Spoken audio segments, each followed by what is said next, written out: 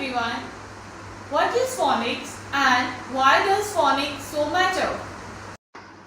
Phonics is a method of teaching children how to read and write. It tells the relationship between letters and sounds. Phonics is very important for young learners which develop their listening and reading skills. So let's practice the sound of letter A.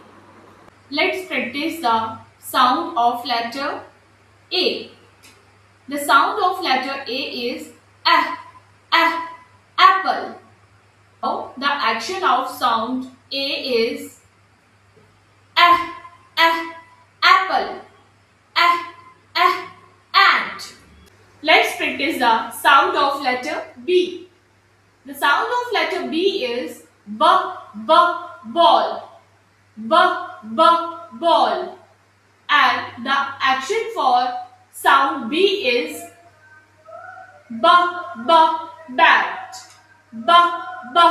ball.